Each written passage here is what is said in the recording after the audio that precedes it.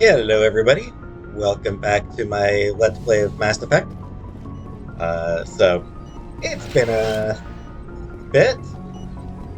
I was having some problems with the software that I was using to record. I switched to a different software, hopefully this one works better. So yeah, last time we did some fighting, saved Team Prime. This time, there's not going to be any fighting, just a lot of talking. Okay, Commander. Thanks, Gaiden. Commander, I'm glad to see you're okay. Losing Jenkins was hard on the crew, and I'm glad we didn't lose you too. Things were pretty rough down there. Yeah, you never get used to seeing dead civilians. It doesn't seem right somehow. But at least you stopped Saren from wiping out the whole colony. I couldn't have done it without you. We're Sure, Marines. We stick together, and I'm just sorry that we lost Jenkins. Yeah, I wish I could have done something to save him. I was there. You did everything right. It was just bad luck. It's been a hell of a shakedown, Cruz.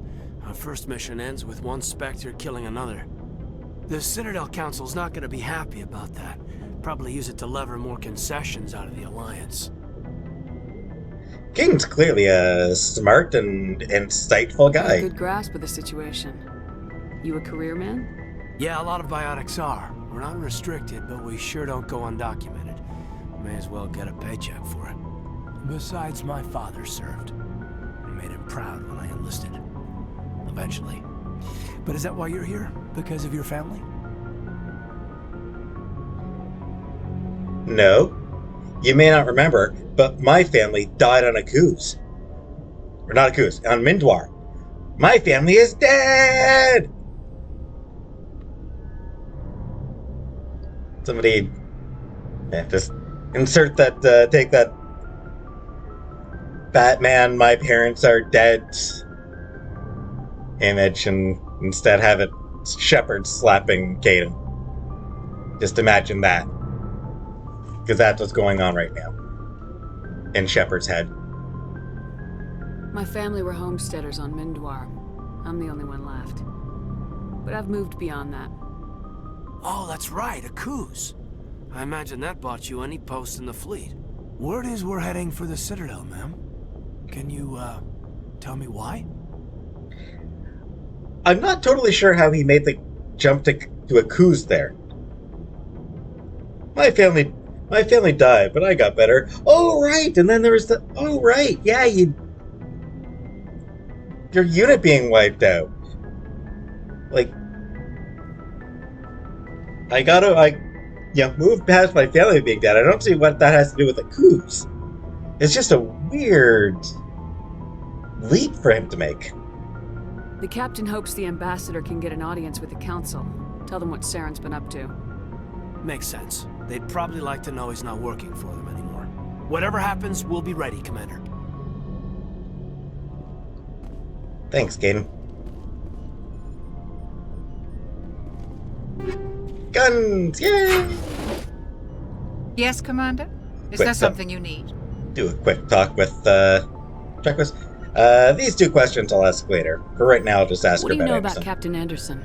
I've served with him for a few tours now. He knows when to let things slide and when to crack the whip. The crew knows he's seen pretty much anything they'll ever run into. And he cares about the people under his command. Yeah, Anderson's a good dude. Actually, How well do you know the lieutenant? I'd never worked with him before this mission. But he has an impressive service record. Over a dozen special commendations. Tends to keep to himself, though. Maybe because of the headaches. It's not easy being an L2. What does that have to do with it? Well, most biotics now use the L3 implants. Lieutenant Alenko was wired with the old L2 configuration. Sometimes there are complications. What kind of complications? Severe mental disabilities, insanity, crippling physical pain. There's a long list of horrific side effects. Kaiden's lucky. He just gets migraines. yeah, that's I should luck. go. Goodbye, Commander.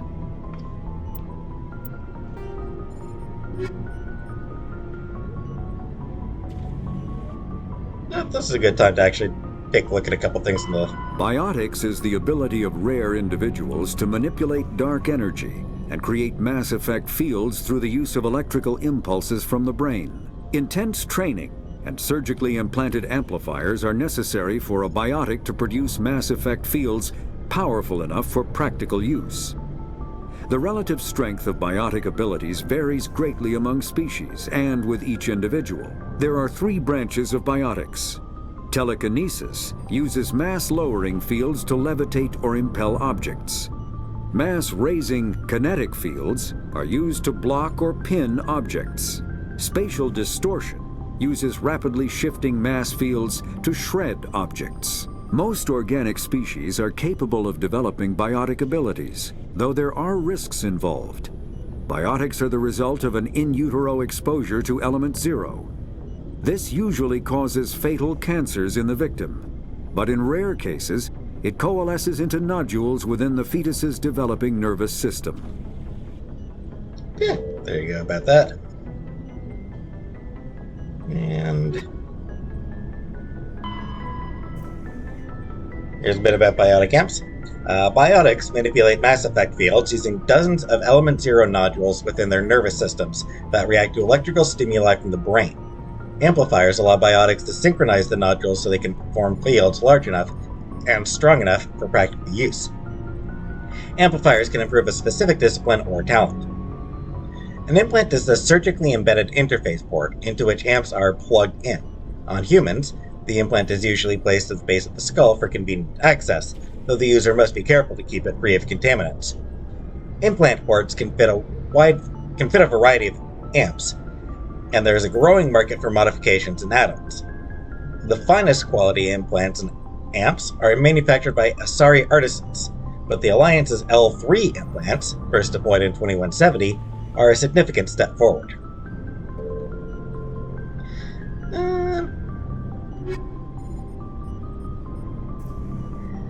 This will do for now. I'll read a little bit more in a little bit. First, I'm glad you're okay, Commander. The crew could use some good news after what happened to Jenkins. I mean, not like you knew him. Jenkins was a valuable part of this crew. Part of me feels guilty over what happened. If Jenkins was still alive, I might not be here. You're a good soldier, Williams. You belong on the Normandy. Better soldier Thanks, Commander. I appreciate that. Better soldier than Jenkins. Things were pretty rough down there. Are you okay? I've seen friends die before. Comes with being a Marine.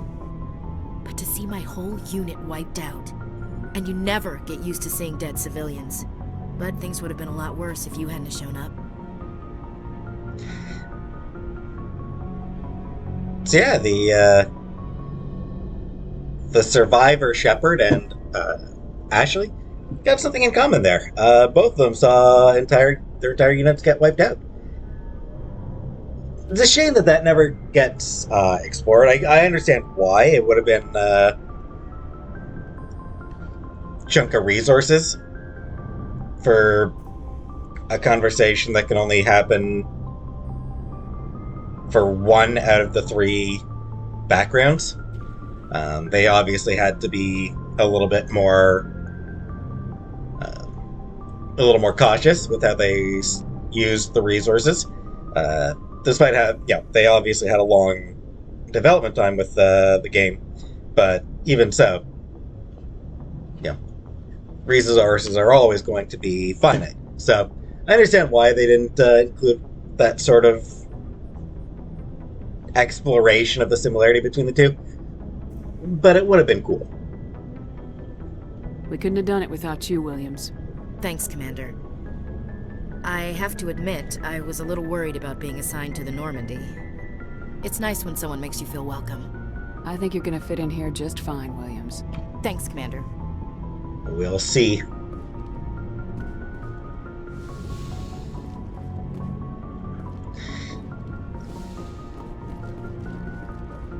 Alright, so up there is the bridge, but before that, it's one of the few elevators that you still can't skip in this game. The elevators you'll see on the Citadel, but elevators were used as loading screens, which is apparently still a thing. Okay. Got some walkers over here. You can see 6 of them, which tells you how many squad mates we're going to have. M35 Mako, you'll be seeing a lot of that. Hey, Commander. This dude. Looking for some extra supplies before you head out? What have you got? Whatever you want. Armor, weapons, mods. It's not standard Alliance issue, but that's not necessarily a bad thing. Well, as long as you don't mind paying for it. Why should I pay you for my weapons and armor? My stuff doesn't come from the Alliance. I have to purchase it myself, and it's not cheap. Hell, the licenses alone have set me back more than I'd like. But no licenses, no goods. Without the goods, I'm out of a job. What are licenses? Why do you need them? Manufacturers sell licenses. Each license allows me to buy and sell a certain brand of products. I'll be buying a lot of those. I already have several basic ones, but you'll need to buy more if you want me to bring in different brands. Many of the best licenses are hard to get, but they're well worth the cost if you can find them. I'll be trying to get them all. On a side note, is this a thing? Is this, like, even... Like, obviously I know pretty much nothing about military in general, but military requisitions even less so. But yeah, so for a requisitions officer to be buying, selling, and trading sort of non-standard equipment,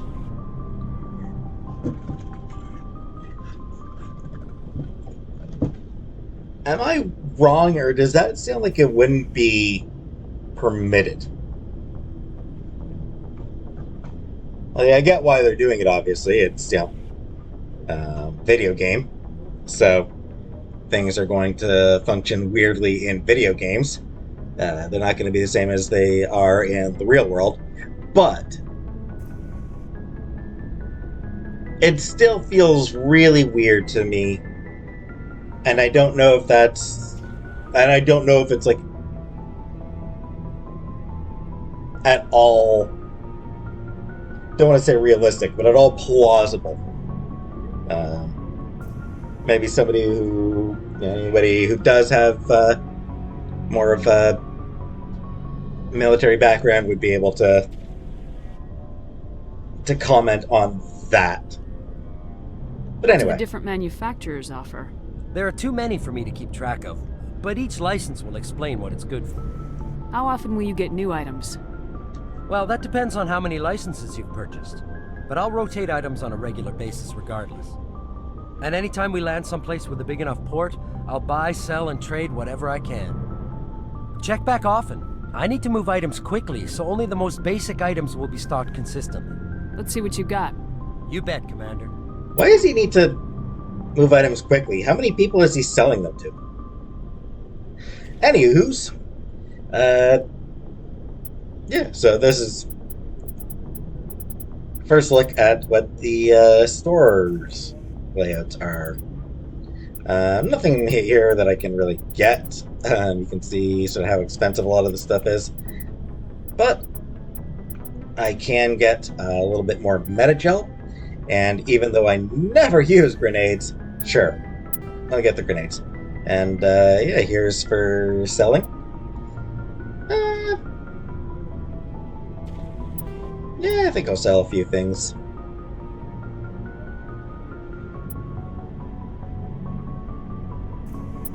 Blah, blah. It's a shame that they show the... like, that they give you some of this stuff so early, the Turian armor, Krogan armor, because, like, way to spoil who we can expect on our squad, you know?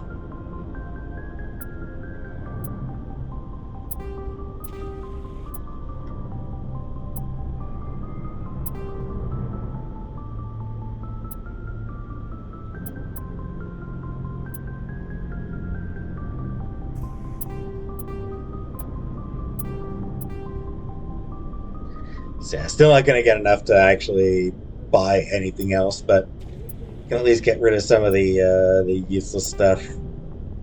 You do only have so much space in your inventory. 375 items, if I'm not mistaken.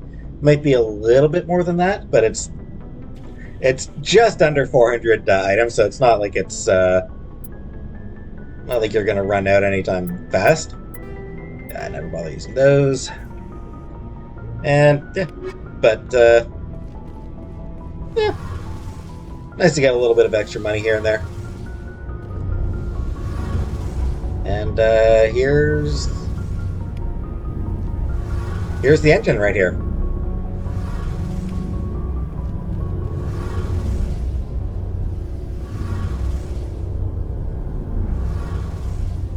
It's cool looking, isn't it?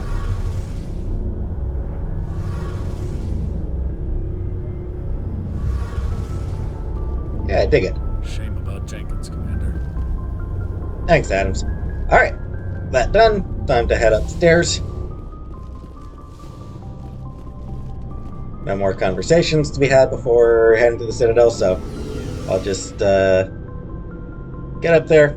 There's a couple more quick little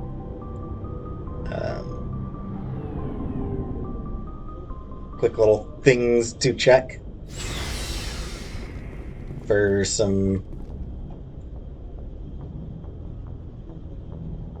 Okay. For some codex entries and experience.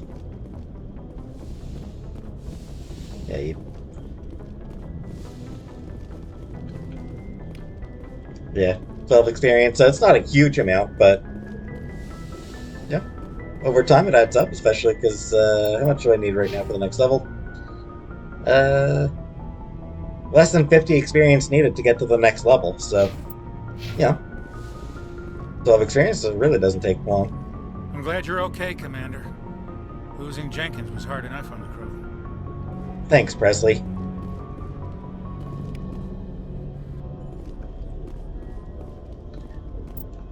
You know what? Before we go into the Citadel,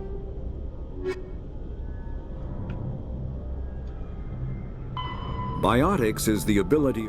When subjected to an electrical current, the rare material dubbed Element Zero, or EZO, emits a dark energy field that raises or lowers the mass of all objects within it. This mass effect is used in countless ways, from generating artificial gravity to manufacturing high-strength construction materials. It is most prominently used to enable faster-than-light space travel. EZO is generated when solid matter, such as a planet, is affected by the energy of a star going supernova. The material is common in the asteroid debris that orbits neutron stars and pulsars. These are dangerous places to mine, requiring extensive use of robotics, telepresence, and shielding to survive the incredible radiation from the dead star. Only a few major corporations can afford the setup costs required to work these primary sources. Humanity discovered refined Element Zero at the Prothean Research Station on Mars, allowing them to create mass effect fields and develop FTL travel. Element Zero can increase or decrease the mass of a volume of space-time when subjected to an electrical current. With a positive current, mass is increased.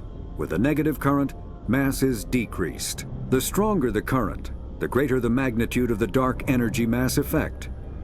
In space, low-mass fields allow FTL travel and inexpensive surface-to-orbit transit. High-mass fields create artificial gravity and push space debris away from vessels. In manufacturing, low-mass fields permit the creation of evenly blended alloys, while high-mass compaction creates dense, sturdy construction materials. The military makes extensive use of mobility-enhancing technologies, with Mass Effect utilizing fighting vehicles standard frontline issue in most military forces. Mass Effect fields are also essential in the creation of kinetic barriers or shields to protect against enemy fire.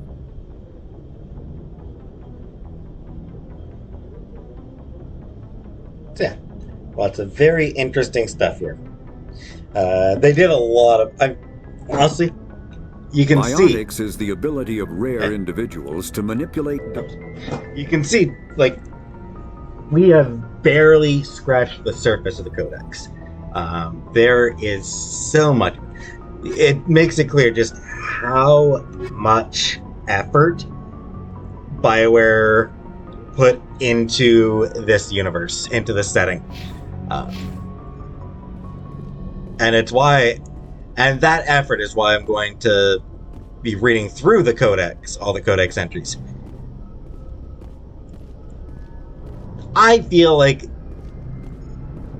those developers, the writers, all those people, the designers, they put in all that work. It deserves to be recognized.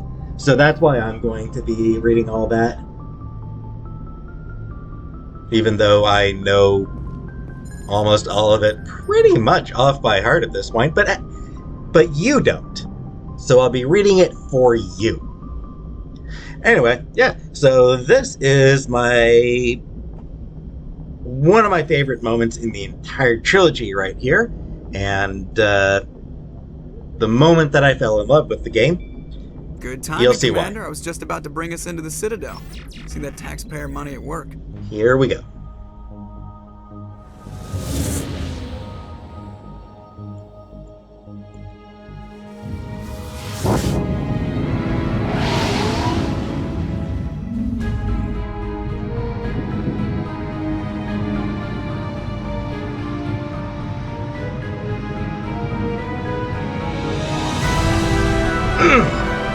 There's the money shot.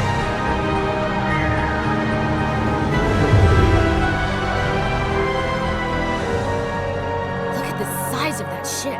The Ascension, flagship of the Citadel fleet. Well, size isn't everything. Why so It's touchy? the motion of the ocean. I'm just saying you need firepower, too. Look at that monster. Its main gun could rip through the barriers in any ship in the Alliance fleet. Good thing it's on our side, then. Citadel Control, this is SSV Normandy, requesting permission to land. Stand by for clearance, Normandy. Clearance granted. You may begin your approach. Transferring you to an Alliance operator. Roger, Alliance Tower, Normandy out. Normandy, this is Alliance Tower. Please proceed to Dock 422.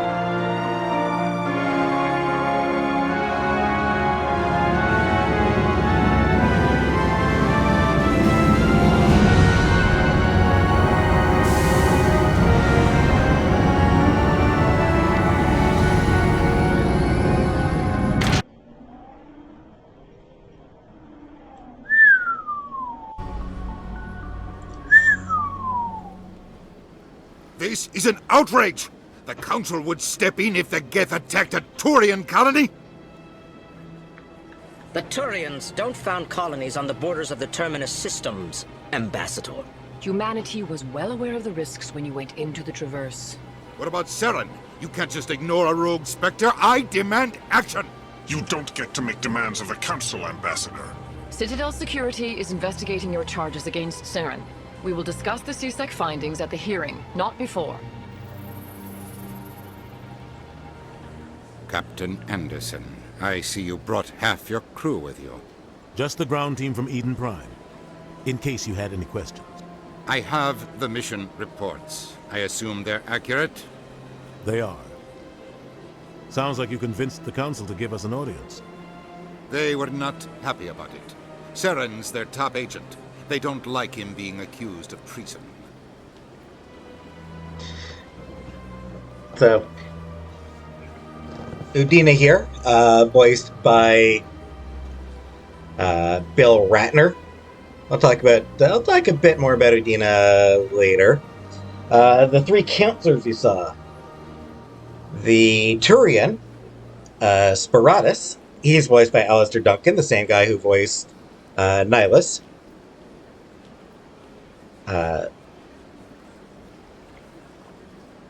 Valern, the dude with the hood, the lizard-looking guy with the hood, is voiced by Armin Shimmerman, aka Quark.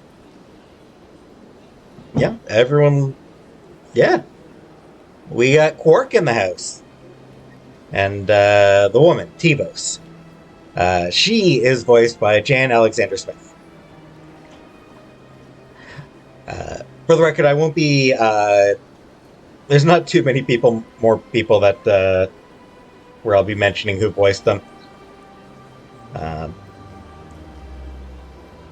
few more notable... there are a few more notable people, notable voices, but I won't mention too many of them anymore. Saren's a threat to every human colony out there. He needs to be stopped. The Council has to listen to us. Settle down, Commander. You've already done more than enough to jeopardize your candidacy for the Spectres. The mission on Eden Prime was a chance to prove you could get the job done. Instead, Nihilus ended up dead and the beacon was destroyed. That's Saren's fault, not hers. Then we better hope the CSEC investigation turns up evidence to support our accusations. Otherwise, the Council might use this as an excuse to keep you out of the Spectres. Come with me, Captain. I want to go over a few things before the hearing. Shepard, you and the others can meet us at the Citadel Tower, top level. I'll make sure you have clearance to get in. And that's why I hate politicians. Alright, so... things for me to talk about. So, first off, that scene of approaching the Citadel. Yeah, that's the moment where I fell in love with the game. Playing Eden Prime and everything, it's a fun mission. I was enjoying myself. I was enjoying the game. But then there's that scene, that shot, where you pass through the clouds and see the Citadel backlit and everything. It's, it's a gorgeous shot, gorgeously, done really beautifully. Great music for it, and it's the moment where you realize that you really are stepping into a bigger galaxy.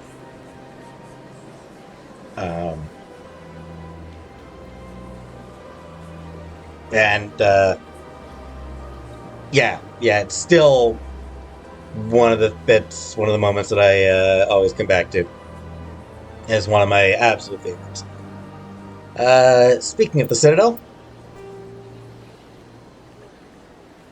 The Citadel is an ancient deep space station, presumably constructed by the Protheans. Since the Prothean extinction, numerous species have come to call the Citadel home. It serves as the political, cultural, and financial capital of the galactic community.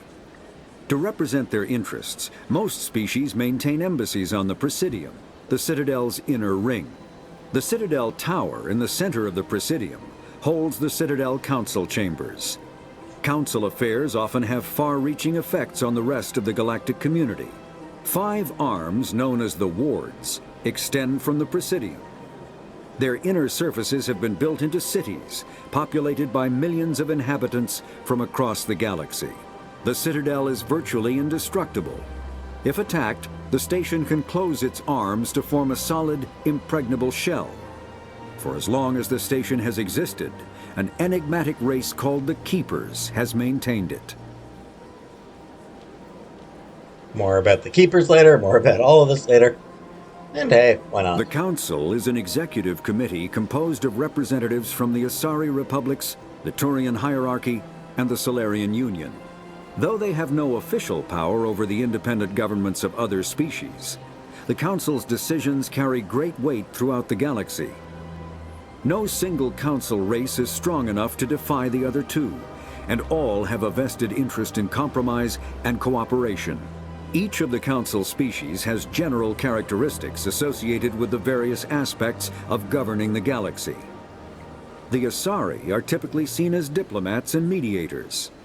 The Solarians gather intelligence and information. The Turians provide the bulk of the military and peacekeeping forces. Any species granted an embassy on the Citadel is considered an associate member, bound by the accords of the Citadel Conventions. Associate members may bring issues to the attention of the Council, though they have no input on the decision. The Human Systems Alliance became an associate member of the Citadel in 2165. Just for the record, Turian, obviously. We knew that already. Nihilus. So the guys with the head fringes and the mandibles. Turians. Woman here with the blue skin, facial markings. That's Masari. And this dude back here, who looks lizard-like, wearing a cool hood, Solarian.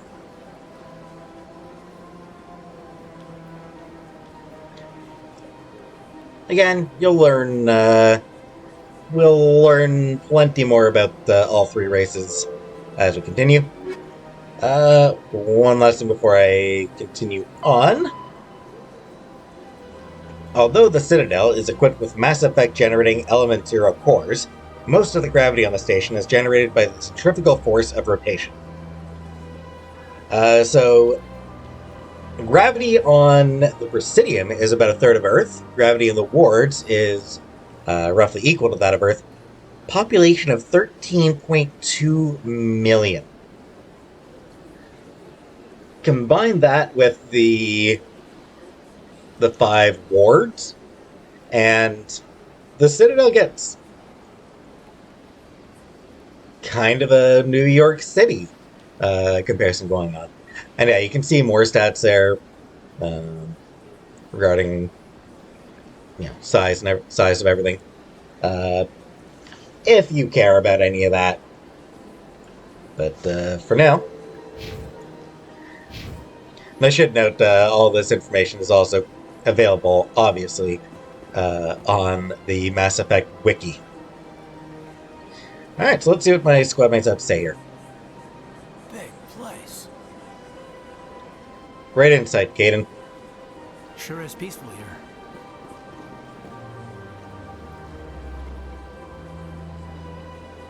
I can't tell the aliens from the animals. Yeah, that's pretty shitty. That is a horrible thing for her to say. There's a reason that Ashley is rather divisive. She's got a lot of people who really, really don't like her. There are people who find Caden to be kind of boring. There are people who outright hate Ashley. And that line, I think, is a big part of why. Because this is one of the, we barely spent any time with Ashley. We still barely know anything about her. And then right off the bat, she is horribly, horribly racist. Or speciesist. Well, they've built themselves quite the lake. Wonder if anyone ever drowned in it. Well, that's cynical. This place is a little too perfect. Like they're hiding something. Don't be paranoid. Anyway, yeah, so I'm just going to hack into computers of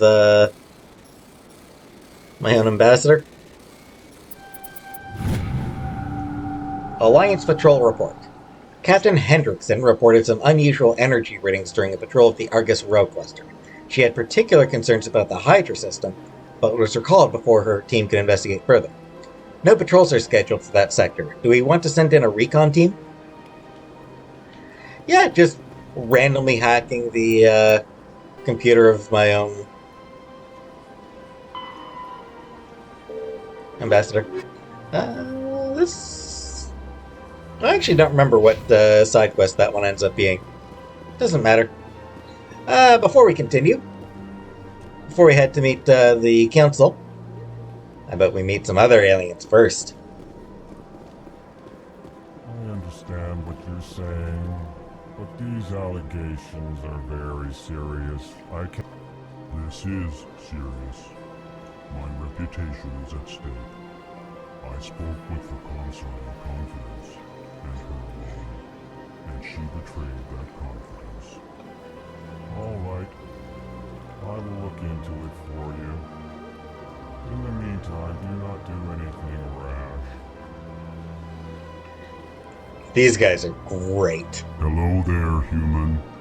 Sincere apology, but I am here on business and cannot be distracted right now.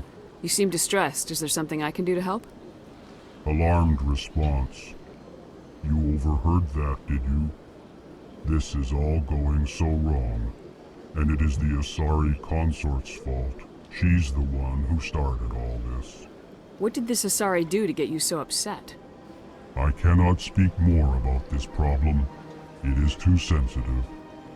Suffice it to say, she has compromised my authority as a diplomat. Where can I find this Asari consort? She is across the bridge from here. Her offices are easy enough to spot. Good day, human.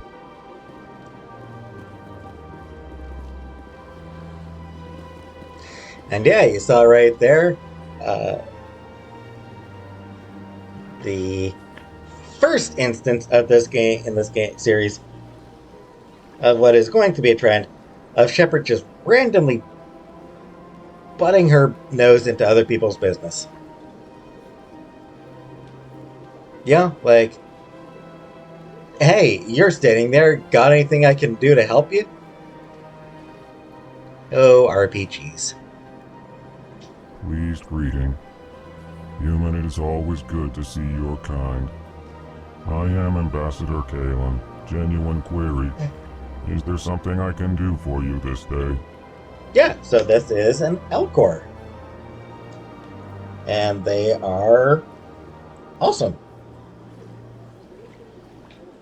Why do you explain what you're about to say?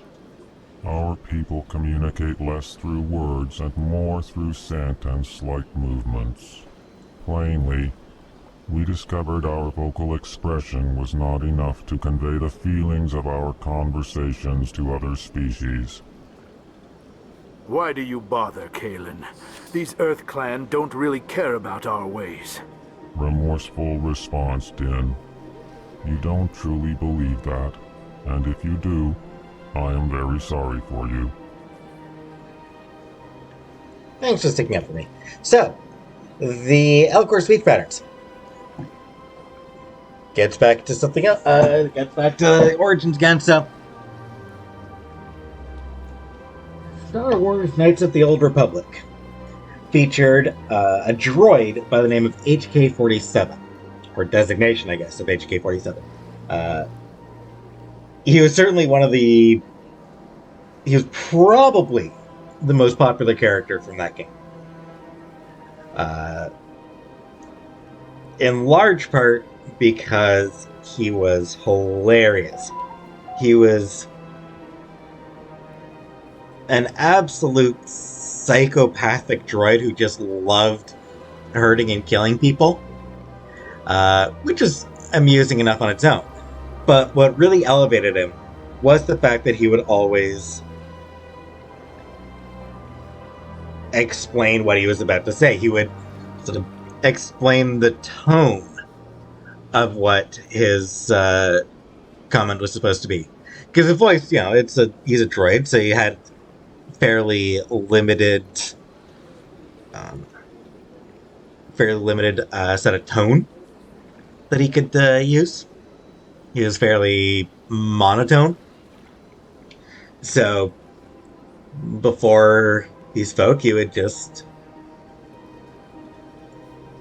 you know, explain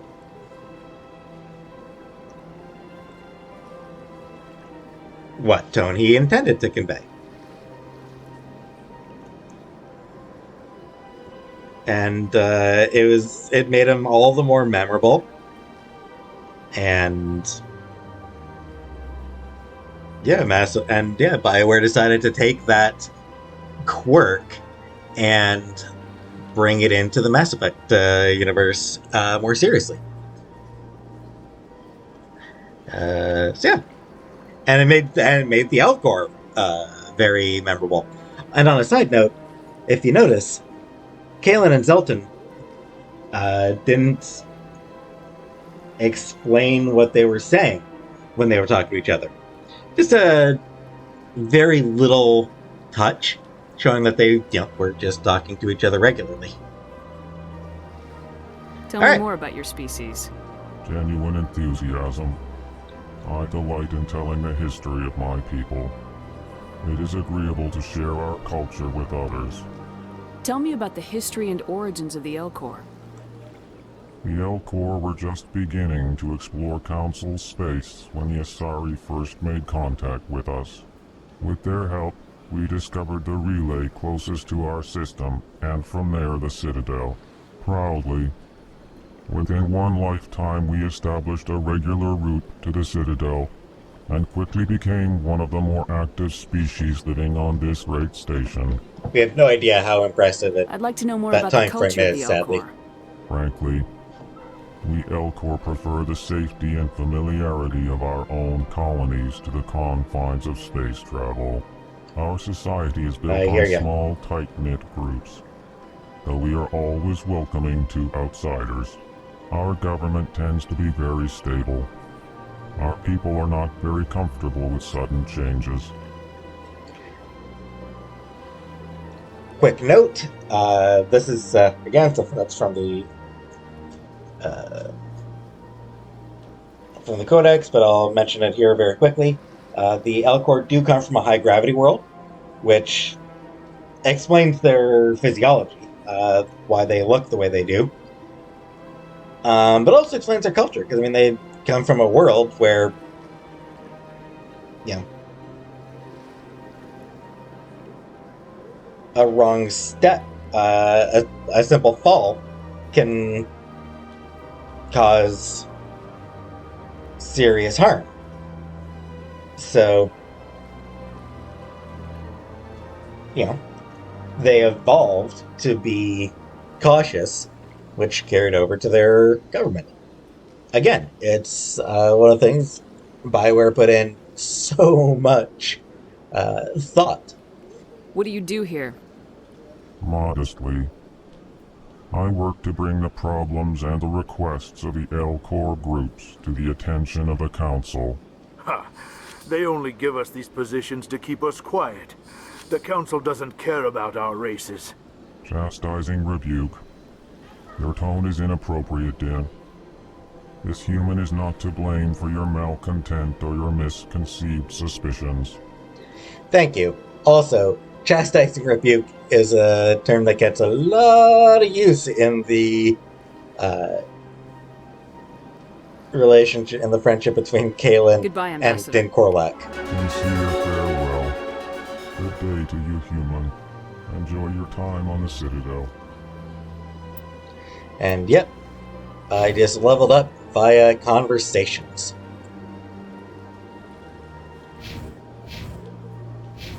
Not actually going to spend anything just yet, though. EarthClan, you are in the wrong place, I think. Your ambassador is next door in the large office. Chastising remark. Don't be so rude, Din. At least introduce yourself. I am like Din the sigh. Korlak, Volus ambassador. Is there something I can do for you, EarthClan? This seems like a rude thing to ask, but he is cranky. You seem to have a bit of a chip on your shoulder, Din.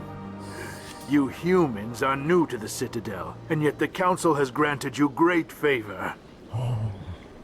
Chastising I love that. rebuke, Din. Your species has always been granted many concessions. Volus territory has expanded tenfold since coming to the Citadel. Details. We still have no real say in the decisions that affect Citadel space.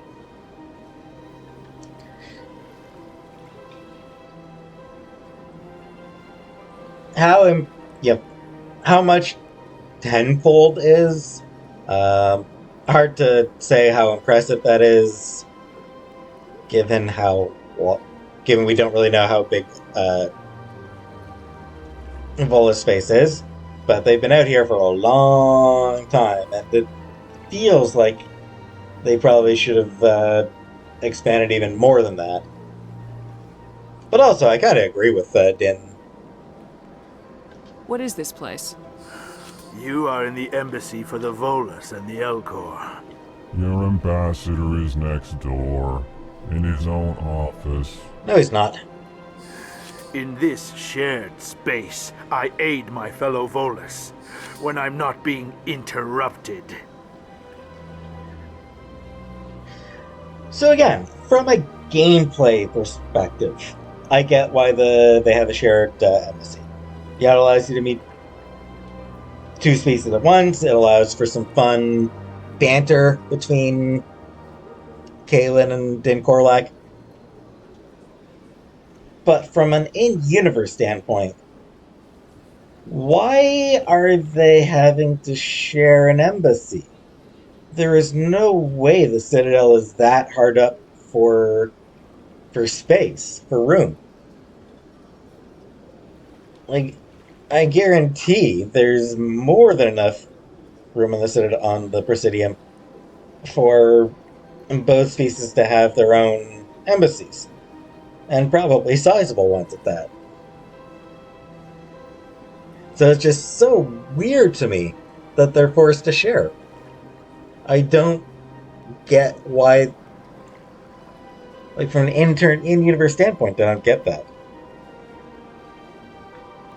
But like I said, it's a video game thing.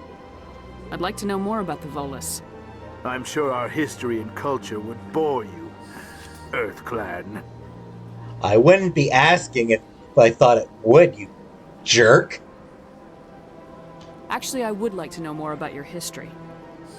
My people came to the Citadel shortly after the Asari and Solarians had discovered it. We were instrumental in establishing a standardized galactic economy. However, despite our long association with the Citadel and our many contributions to galactic society, we still do not hold a seat on the Council. Fair. Tell me about Volus culture. We are tribal by nature, but our ways are not violent. We barter and trade our lands and tribe members in order to increase status. Larger tribes often engulf smaller ones and eventually split again. Our society is very malleable, and our government is always shifting and changing. Since we're not physically adept, we trade our services for protection. On a side note, the Volus come from a planet with an atmosphere that's toxic to other species. So they evolved in a way that, an atmosphere that other species live comfortably in would be toxic to them. So that's why Din Korlak and all other Volus have to wear that suit, environmental suit. What is it you do here? I look out for the best interests of the Volus people. No easy task considering how often we are overlooked by the Council. Chastising rebuke, Din. The Council favors your species greatly. You are naive. The EarthClan will be invited to the Council long before our species will. Why aren't the Elcor or Volus part of the Council? Good question. All species must prove themselves before they join the Council. All but the EarthClans, it would seem. Yeah, because we're special. Dismissive. Ignore the Volus ambassador, human. He is incorrect in his assessment. Really? How long have we been waiting? How long do you think we'll continue to wait? Bah, this talk is wasted on the humans. Goodbye, Ambassador. Yes, yes. Good day, EarthClan. I'll be honest, I'm inclined to agree with Din Korlak here.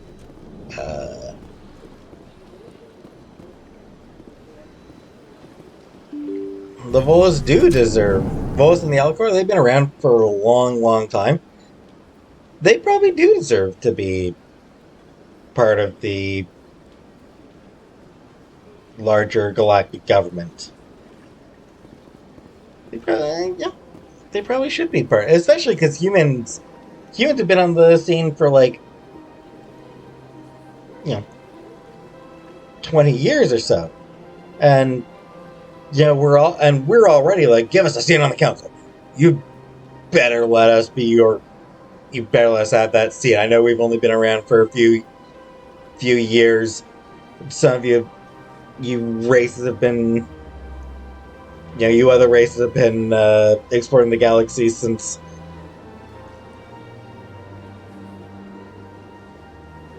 before we had figured out how to sail across our own oceans.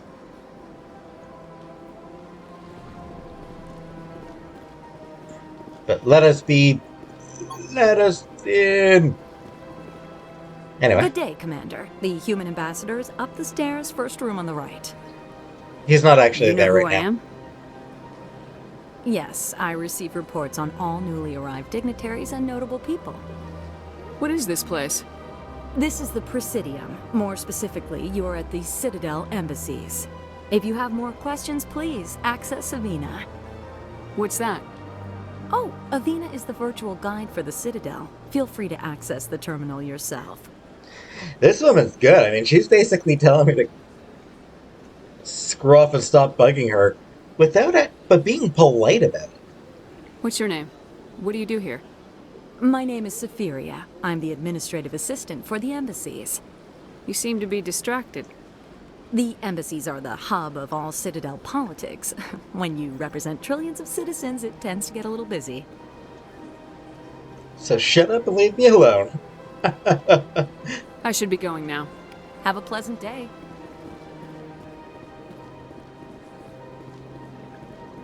I'm not joking. That's generally the feeling I get from what she was saying. I can't believe I landed a job here. This place is fantastic. Don't you just love it here? There's so much to see and do. The ambassadors here are very respectful, except for that Volus. I love that. I've met the most interesting people since I started working here. I can't believe I landed a job here. This place is fantastic. Hey there, buddy.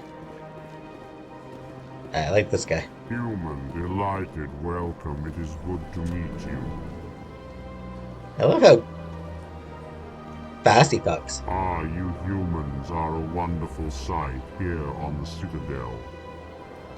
It is good to see you, human. I sincerely hope you enjoy your time here. I certainly hope the other inhabitants are treating you well, human. Inhabitants. I like the way he says inhabitants and human. Human, delighted, welcome. It is good to meet you.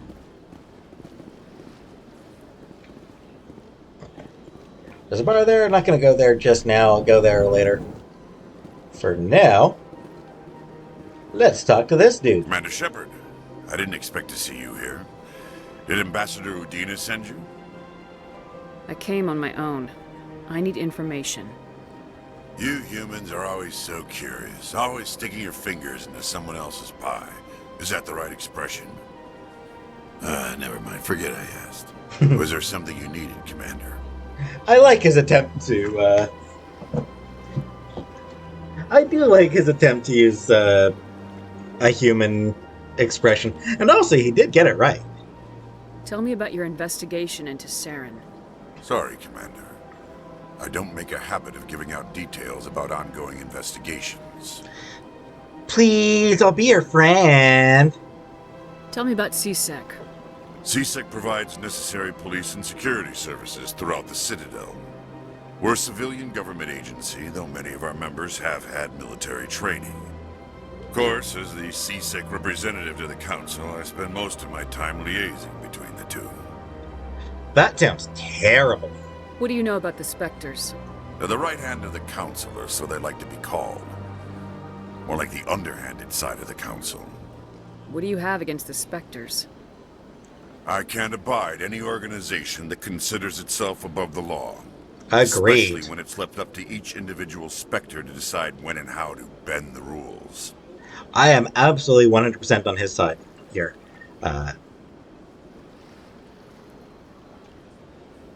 Above the law is a terrible, terrible, incredibly dangerous attitude.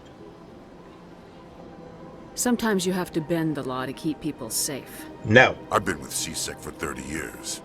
I've never had to break the law to do my job, not once. Yeah, right. You expect us to believe none of your officers are corrupt? There are over 200,000 CSEC agents. Some of them are going to be bad. But we don't turn a blind eye to corruption like the Spectres do. We do our best to find and punish any officer who breaks the law. Spectres, they'll never come under that kind of scrutiny. See, this is how you can tell it's a fantasy game. The idea that a police force holds its officers accountable. Yeah. Even in space. ACAB. As far as I'm concerned. Yeah, it's kind of ridiculous, but whatever.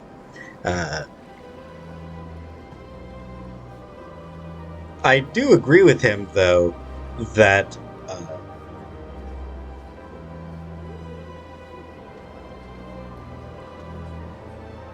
that bending the rules to enforce justice is really shitty.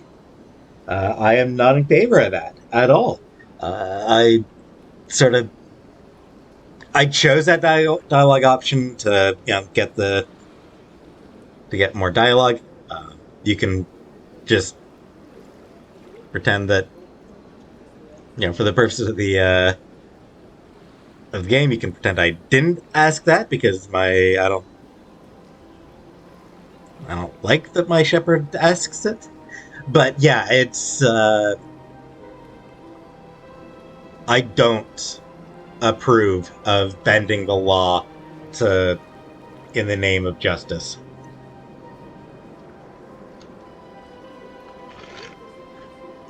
Unless, of course, you're bending the law in ways that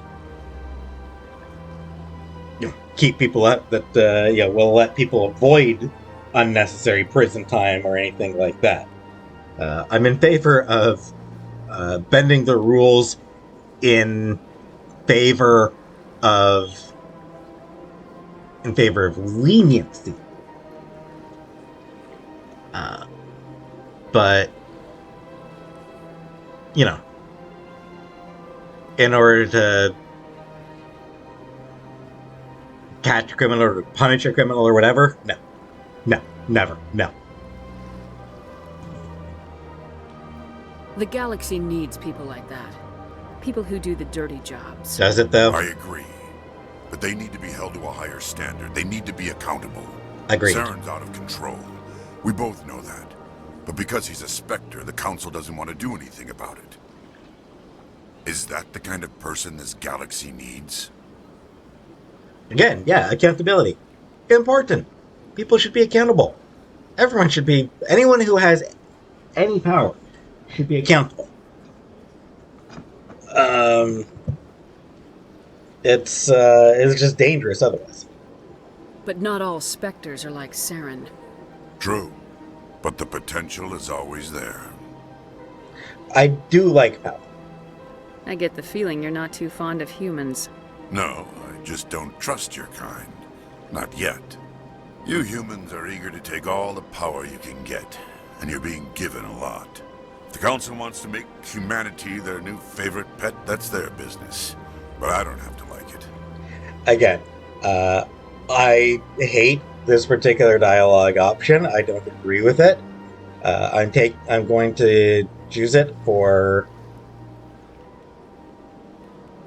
basically for Palin's response to it. But this is a really whiny ass dialogue choice. The Council treats us like second-class citizens.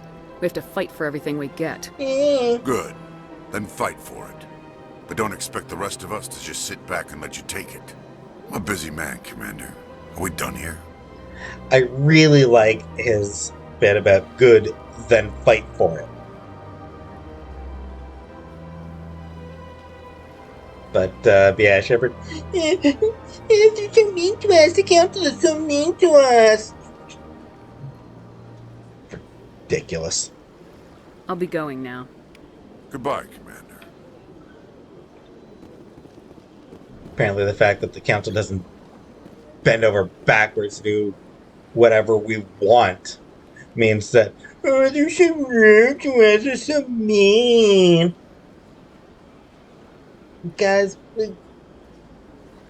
we are literal babies, okay? Anyway, yeah, now I'm just gonna hack into a computer right behind guy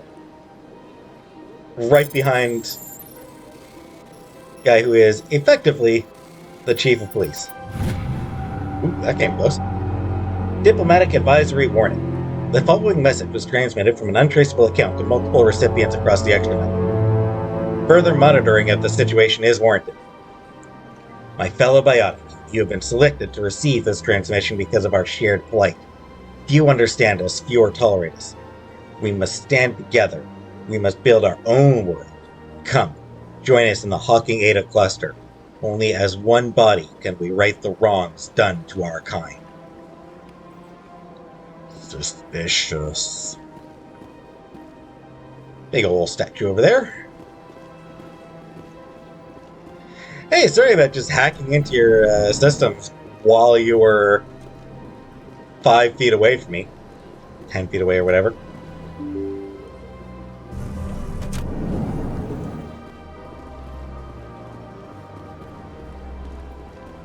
Saw me coming and turned right around. Presidium, allow me to be your guide.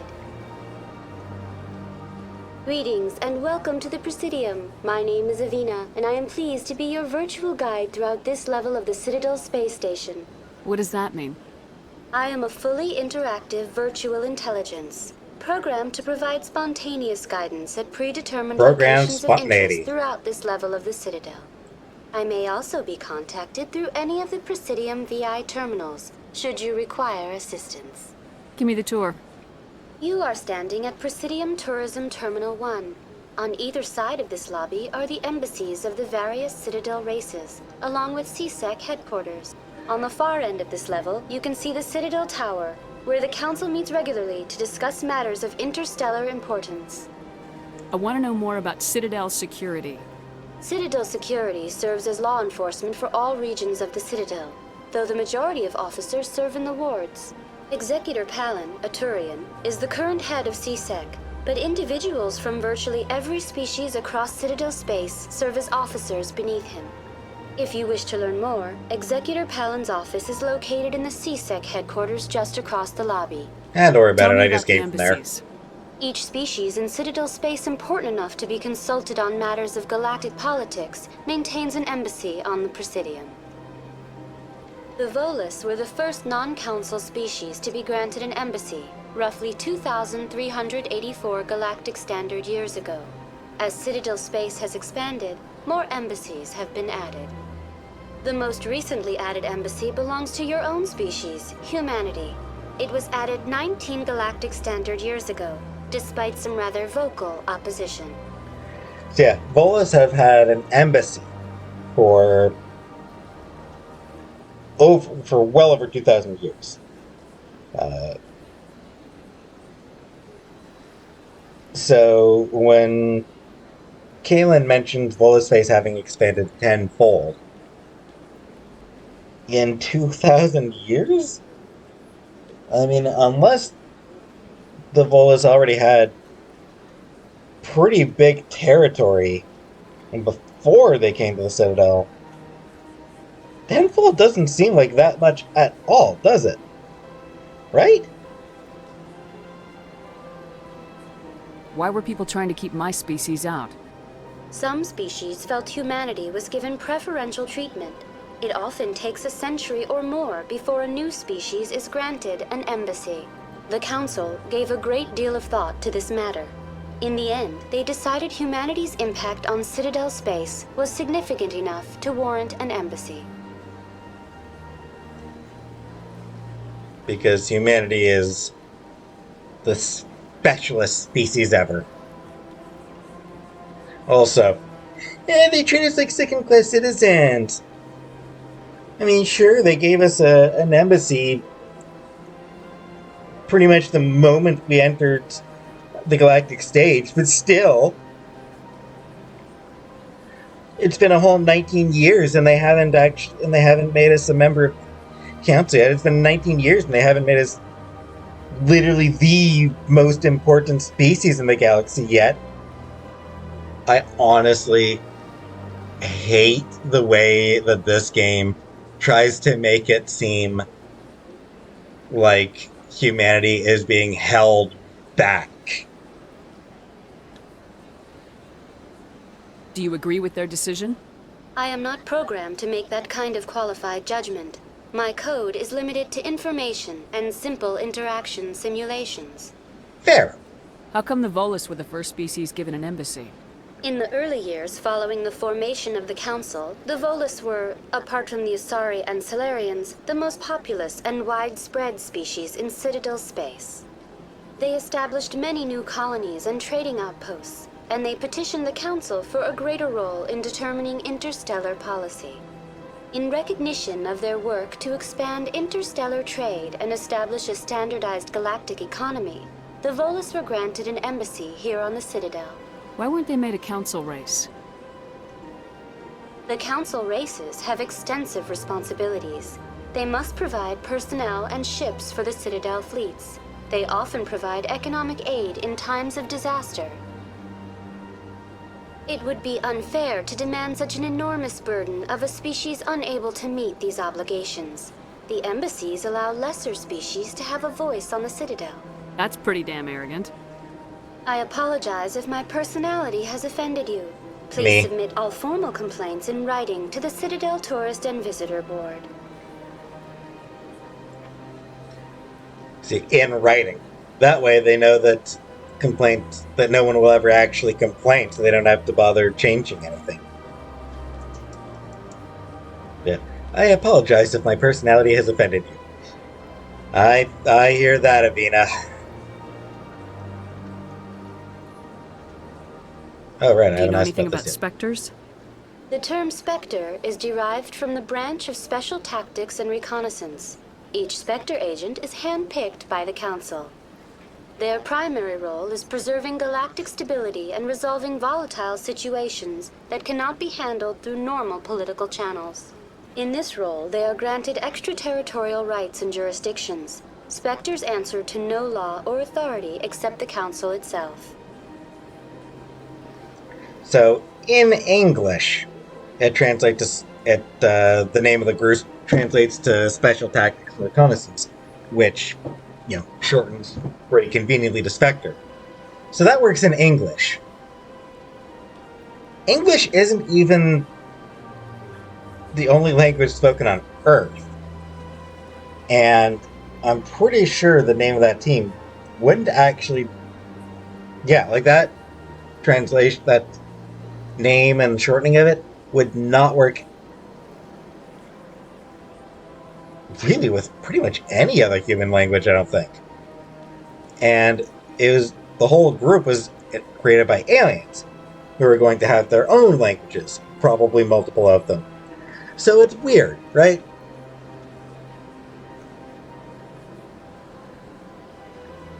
What can you tell me about the Citadel Council? Originally, the Council consisted of representatives from the Asari and Salarians, the two dominant species in Citadel space.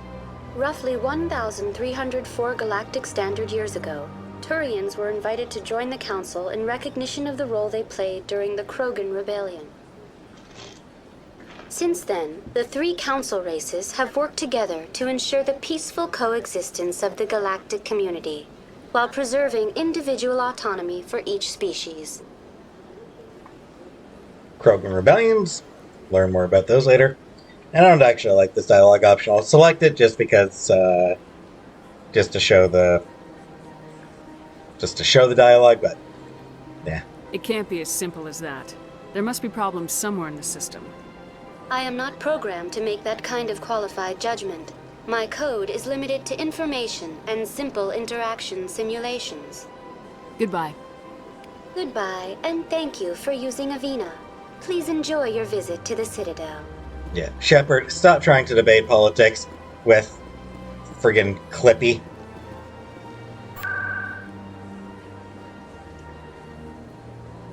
Yeah, I can go right to the Citadel Tower from here. I'm not going to. I'm going to take the long way around. It's not actually that long.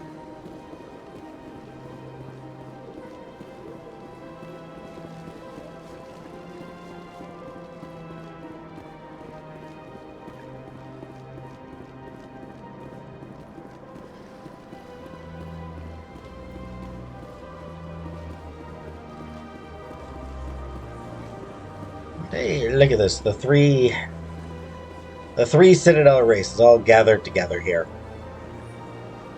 Yeah, Asari, Turian, and Solarian. That's what they look like without the without their heads covered.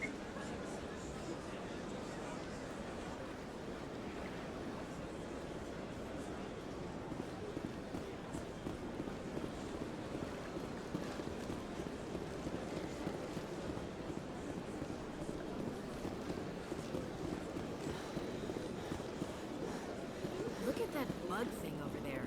What's it doing? Please do not disturb the keepers. Please do not disturb the keepers. Please do not disturb the keepers. Fine, I'll stop.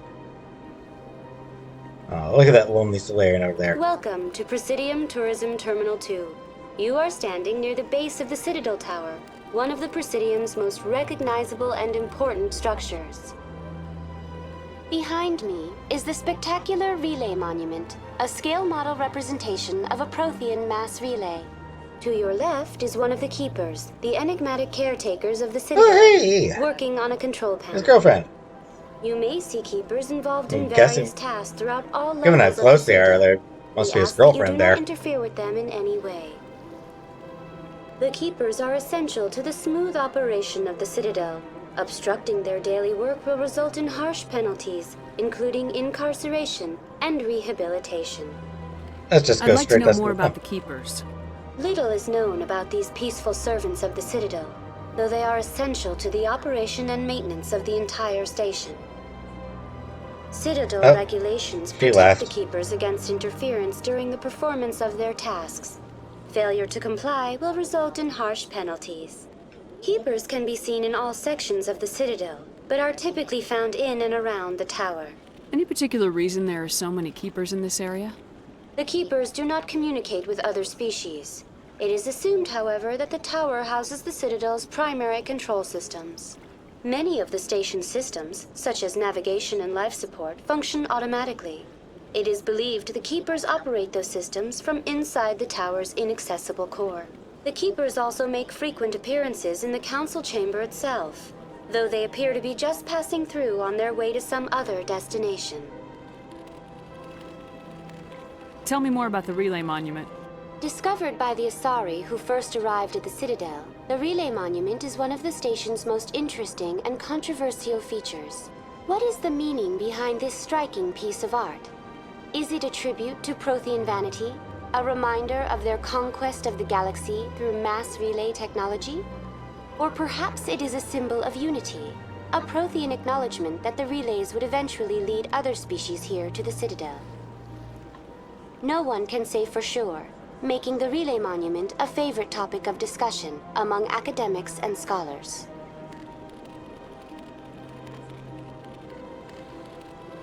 I don't know. The fact that it's literally impossible to know makes me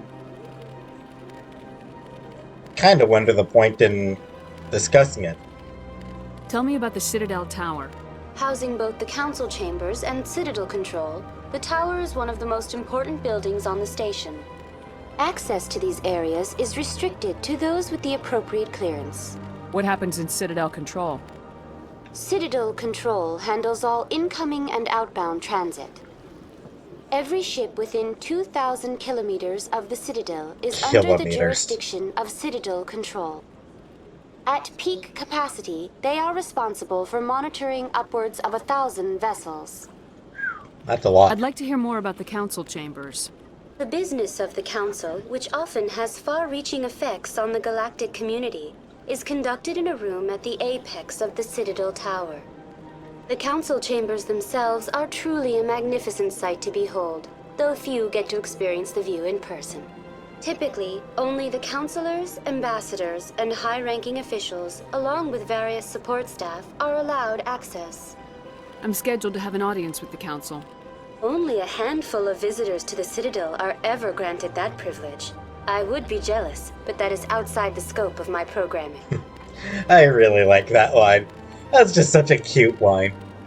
What if someone has business with the council? The average citizen must go through the proper channels if they wish an audience with the council. This is usually arranged through their respective ambassadors. Even then, few are given access to the actual council chambers. In most cases, the ambassador acts on behalf of the citizen. That's all for now. Thank you for using Avina. Have a pleasant day. Thanks, Avina. Elevator! The council isn't going to ask me any questions, are they? I doubt it. We've made our reports. Now we just have to trust Ambassador Udina. No, we don't, sir. Udina does seem like kind of a jerk. That said, the disdain for civilian leadership is weird to me there. Like, I get that Udina comes across as, well, there's a sudden shift in tone. It's the music. How sinister.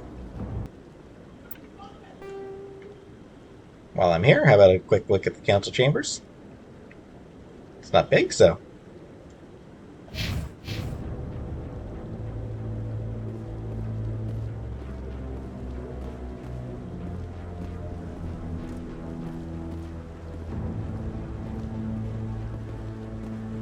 I like the fountain. It's very soothing. Yep. You sure have to climb a lot of stairs to reach the council. I think that's supposed to be symbolic of their importance. Probably. What are those, cherry trees? I bet all these staircases aren't just for show. They make for good defensive positions if this place is ever attacked. Ashley always thinking of how to fight, how to shoot things.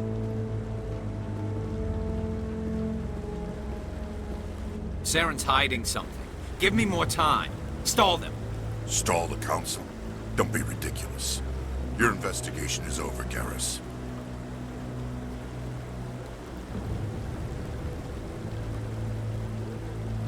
Commander Shepard, Garrus Vicarian. I was the officer in charge of the CSEC investigation into Saren. There's Brandon Keener. Everyone's favorite voice in this game, or every woman's favorite voice in this game. Yeah, a lot of women fell in love with Garrus's voice. Come across anything I should know about? Saren's a Spectre. Most of his activities are classified. I couldn't find anything solid. But I know he's up to something. Like you humans say, I feel it in my gut. I think the council's ready for us, Commander. Good luck, Shepard. Maybe they'll listen to you. Nope. You don't want to keep the council waiting. Yeah, maybe I do.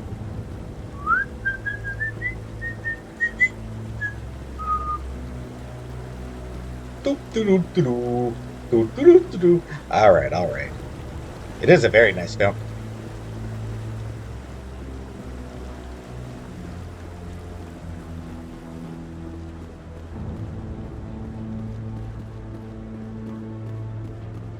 Don't be ridiculous. The Volus won't be joining the council for years. I'm not so sure. The humans are making a strong push, and you can bet the Volus will be right on their coattails if they succeed. Good point. Allowing the humans to join us is a sound strategic move. Is it? Volus? No. The Hanna are likely to be next, then the Elcor. Really? You may be right. Though the Hanar need to lighten up a bit first. You just don't like them because you have trouble understanding them. Damn. Drag him for filth. Yeah. Did a little bit of a squat walk for a second there. The hearing's already started. Come on. And yeah, for the record, This is one of my least favorite scenes The in Geth attack is the a matter trilogy. of some concern. I'll But there explain is in a nothing minute. to indicate Saren was involved in any way. The investigation by Citadel Security turned up no evidence to support your charge of treason. An eyewitness saw him kill Nihilus in cold blood. We've read the Eden Prime reports, Ambassador. The testimony of one traumatized dock worker is hardly compelling proof. I resent these accusations. Nihilus was a fellow Spectre and a friend. That just let you catch him off guard. Captain Anderson, you always seem to be involved when humanity makes false charges against me. Ah, there's a history this there. Must be your protege, Commander Shepard, the one who let the beacon get destroyed. Yep, that's me. Hey, nice to meet you. You're the one who destroyed the beacon. Then you tried to cover it up. Shift the blame to cover your own failures. Just like Captain Anderson. He's taught you well. But what can you expect from a human? Really tempted to go with this one because it's You can expect me to kill you the next time we meet. Your species needs to learn its place, Shepard. You're not ready to join the Council. You're not even ready to join the Spectres. He has no right to say that. That's not his decision. Shepard's admission into the Spectres is not the purpose of this meeting. This meeting has no purpose. The humans are wasting your time, Counselor, and mine. I like that Tivos can look down on someone while looking up at them. Yeah, like literally she had to look up at him because he's a giant hologram. But somehow she had... But she still managed to get across the... Get across a look of... Please just shut up. You can't hide behind the Council forever. There is still one outstanding issue. Commander Shepard's vision. It may have been triggered by Thanks, the Anderson. Are we allowing dreams into evidence now? How can I defend my innocence against this kind of testimony? I agree. Yep. Our judgment must be based on facts and evidence, not wild imaginings and reckless speculation. Do you have As it anything should else be. to add, Commander Shepard? Now, this is the part that I hate. So, the Council is completely right here. Yes, as the player, we know that Saren is a villain. You know, we, as the player, saw him kill Nihilus. We saw him working with the Geth. We saw him on that giant-ass spaceship. In universe, really the most solid evidence that there's anything wrong with him is that he just looks menacing, looks sinister. But in terms of actual proof of him of wrongdoing, what is there? There's one dude who heard Nihilus mention somebody named Saren. First of all, we're assuming that he didn't miss here. Because, I mean, you know, hey, it could have been a different name. Second of all, we're assuming that there's literally only one person, Turian, in the entire galaxy by the name of Saren. And yeah, it's like, it's ridiculous. Shepard believes that Saren is guilty because Anderson said it, and Anderson has absolutely no proof. He just jumped to the conclusion that Saren is behind it all, with no actual evidence. So we're supposed to resent the Council here for siding with Saren. But they are right to. They need to rule in favor of Saren here. Doing otherwise would be horrible. Because, like, our big evidence is... our big evidence is Saren's a stupid jerk. Yay. Yeah, great, compelling evidence there, guys. I just hate that we are not allowed to understand the council's stance here. We are not allowed to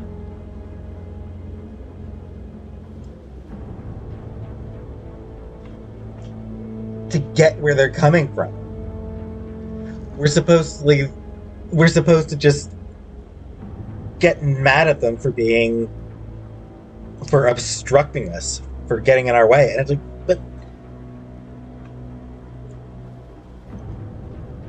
but they are making the right choice. They are doing their jobs by not just blindly accepting the accusations of people who never saw a damn thing. And it sort of gets into this weird attitude that the trilogy as a whole has against civilian leadership, where where civilian leadership is treated as, obstructive bureaucrats who are stopping the great and noble and always right military from doing the work that needs to be done to protect people, rather than, like, civilian government being there in part to ensure the military is kept under control.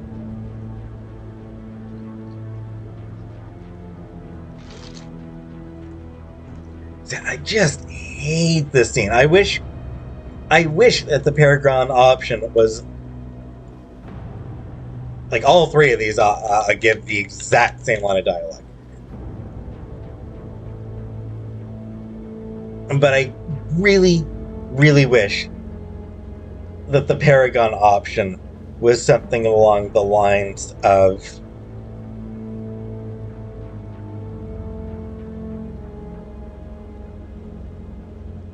I don't know.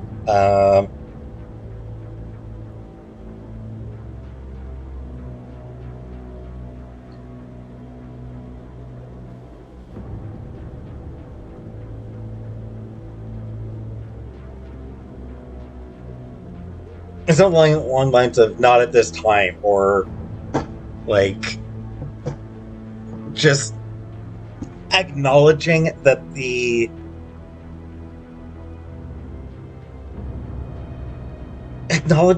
council is making the right call. You won't see the truth. The truth? Then show them. Give them something. You won't see the truth. Then show them the truth. Don't just run out and be like,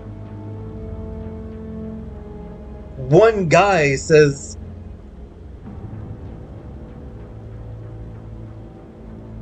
he heard a name that sounds like Saren. Can he provide positive ID? No. Did he hear a last name? No. Did he learn anything else about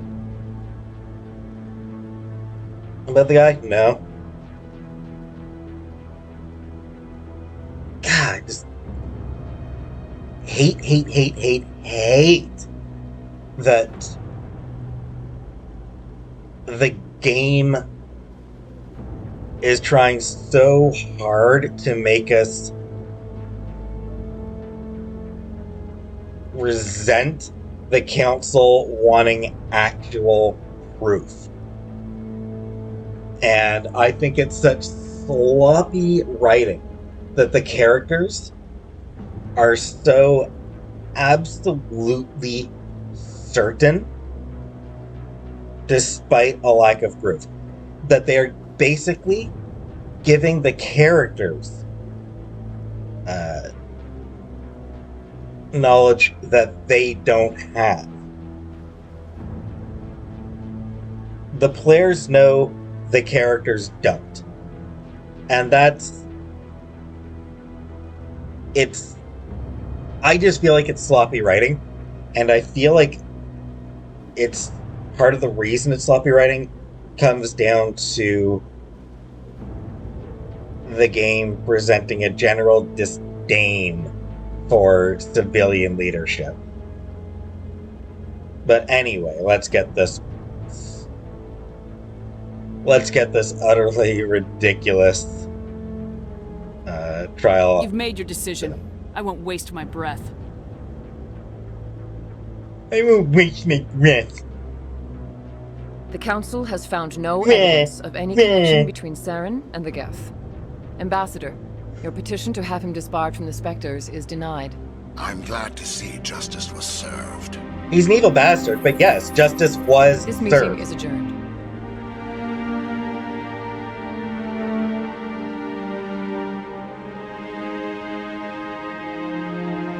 God, I get so mad at this scene.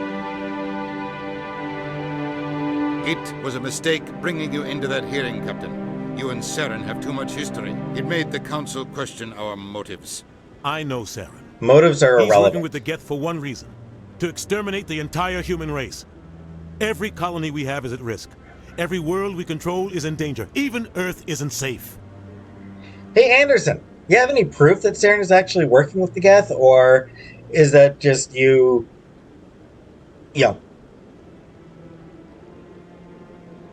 Is that just you, like, stepping outside of the game to read the plot summary? Tell me about this history between you and Saren. I worked with him on a mission a long time ago. Things went bad. Real bad. We shouldn't talk about this here. But I know what he's like.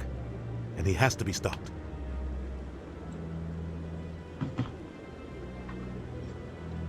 What's our next step? As a Spectre, he's virtually untouchable. We need to find some way to expose him. Yeah, that would be useful. What about Garrus, that CSEC investigator? We saw him arguing with the executor. That's right. He was asking for more time to finish his report. Seems like he was close to finding something on Saren. Any idea where we could find him?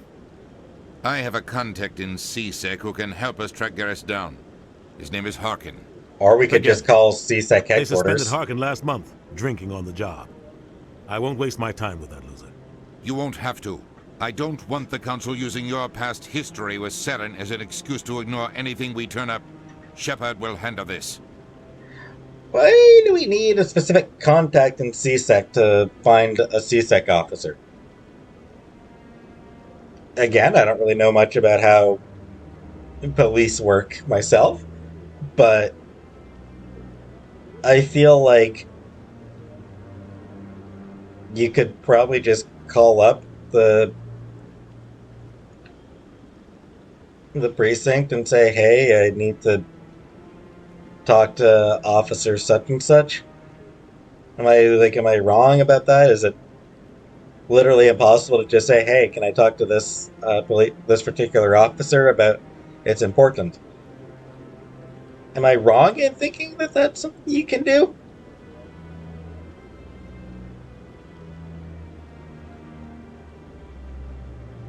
Again, just strikes me as really weird. You can't just cut Captain Anderson out of this investigation. The ambassador's right. I need to step aside. I need to Anderson's take care smart. of some business. Captain, meet me in my office later. Harkin's probably getting drunk at Cora's Den. It's a dingy little club in the lower section of the wards. I thought you said he was a drunken loser. Couldn't hurt to go talk to him. I mean, Just it be could. careful. I wouldn't call him reliable. I know you said to talk about it later, but You and Saren have a history. What happened? About 20 years ago, I was part of a mission in the Skillian Verge. I was working with Saren to find and remove a known terrorist threat. Saren eliminated his target, but a lot of people died along the way. Innocent people. and the official records just covered it all up. But I saw how he operates. No conscience. No hesitation. He'd kill 1,000 innocent civilians to end a war without a second thought. Killing innocents doesn't end wars. It causes them. I know how the world works, Commander. Sometimes you're forced to make unpleasant decisions. But only if there's no other way. Saren doesn't even look for another option. He's twisted, broken. He likes the violence, the killing. And he knows how to cover his tracks. You don't think much of Harkin. The guy joined CSEC about 20 years ago. He's been an embarrassment to our species ever since. Roughing up suspects in custody, bribery accusations, alcohol and drug use. The embassy used to step in when he got in trouble. But I guess enough was enough. In other words, Harkin's a realistic depiction of a police officer. Guy's a scumbag. He should have been cut loose a long time ago. He was one of the first human CSEC officers. Guess it would have looked bad if he got fired. A lot of backroom deals were worked out over the years to keep him on the force. Politics is a dirty business sometimes. Yep. But it looks like his time's run out. We've got enough humans in CSEC now to stop protecting him. I don't know. I feel like there probably would have been ways to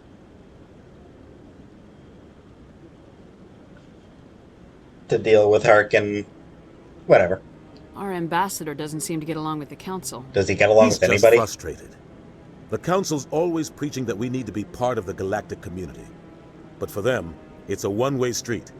They want us to expand and settle unstable regions like the Skillian Verge and the Attican Traverse. But when we run into trouble, they don't want to help us out. Everyone knows it's only a matter of time until we get a seat on the council. The ambassador just thinks it should happen sooner rather than later. And I agree. No. Again, as wild as this is going to sound coming from a human, no, humanity should have to wait. We are brand spanking new to the galactic community. We don't actually know enough to be part of the council, to make those sorts of decisions. We can't know enough. Humanity just doesn't have enough history.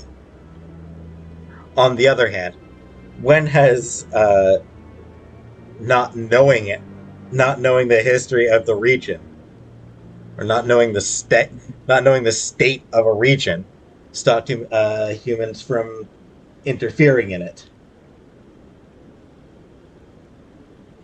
You know?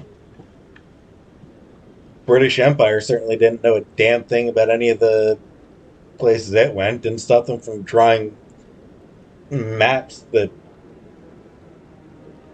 made absolutely no sense from a sociopolitical standpoint. Maybe they'd let us join the council if we were more willing to cooperate with the other species. Of course they would. If we did everything they told us to, they'd love to have us on the council. But it wouldn't be much of a deal for us. I understand their side. They don't want us dominating the council. It's founded on cooperation and alliances. But we have to look out for our own interests too. And that is part of the problem.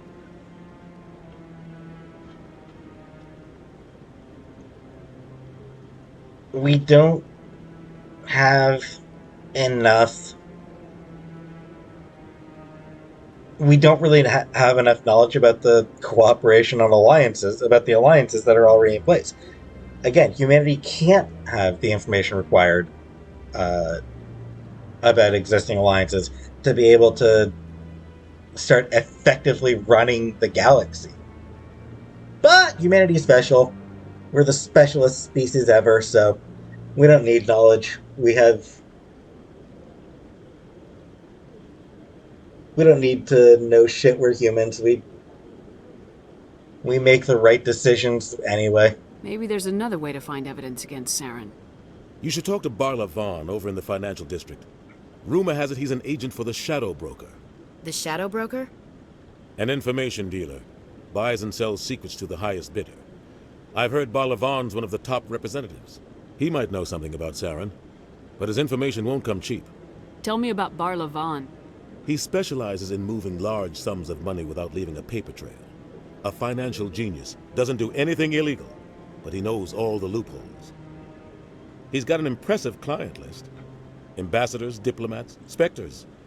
That's probably why the Shadow Broker uses him. Tell me more about the Shadow Broker. He's a necessary evil of galactic politics. Buying and selling information is a part of the game, and the Shadow Broker just happens to be the best player on the field. Always sells to the highest bidder. Doesn't get involved in politics, doesn't pick sides. A simple system, but it works. He's not a threat to anyone, not directly. He's just a resource we can use, or she is. Or maybe they are. Nobody really knows. I want to know more about the Interesting. Spectres. They're not your typical government agency. They tend to work alone, behind the scenes. They take care of problems the Council can't. It's not easy preserving peace across an entire galaxy. The Council prefers to use diplomacy and negotiation. But sometimes more extreme measures are needed. How do they decide who becomes a Spectre? You can't just apply to join. There's no training program. Spectres aren't made. They're born. The Council's always looking for exceptional individuals. People who can get the job done, like you. They've been watching you for years. They see something in you. They want you on their side. Nihilus was supposed to give them a final recommendation, but with him gone, things are still up in the air. What's their command structure like? There is no command structure. Each Spectre answers directly to the Council. Sometimes they're sent on specific missions. Other times, they act on their own. They tend to operate outside the law, do whatever it takes to accomplish their goals. The Council just turns a blind eye. Spectres have a lot of power, Shepard. They sound like shadow operatives. Everything about them is classified. We don't even know how many there are. The latest Alliance estimate puts their numbers under 100. But the Council couldn't do its job without them. They're the Citadel's top agents, the last line of defense, the final option before open war. The entire galaxy respects and fears them. If a Spectre shows up, you know something big is about to happen. Must be awkward when a Spectre just wants to go on vacation. Yeah, they show up at some beach resort, and all of a sudden, everyone there starts wondering who they're there to kill. Yeah, anyone there who actually does have any secrets is all of a sudden trying to kill the Spectre, and yeah, I imagine it's just really annoying for them. What happens when a Spectre goes rogue, like Saren? It doesn't happen often. The Council is careful when they select their candidates. But when something does go wrong, there's usually only one solution. Send another Spectre to bring the rogue agent down. Jenkins was right! Spectre Justice! Coming this summer. I should go. Good luck, Shepard. I'll be over in the Ambassador's office if you need anything else. Coming this spring. Coming as I play this damn thing. So, this is where the Council passes judgment on all us little folk, huh? Ever get the feeling we're in over our heads, Commander? Nah. This is it. The very heart of the Citadel. The pinnacle of galactic power. Kinda makes your head spin if you think about it too much. I assume some of the doors on the side probably go down here for groundskeepers. But on the other hand, there are these big open bits here, so maybe they just bring ladders over whenever they need to go down to tend to the one down there. Anyway. It's been a lot. I've gone through, kind of a lot here. Getting through very little. But, I've advanced the story a little bit. Now we've learned a bit more about other species of the galaxy. And gotten annoyed at the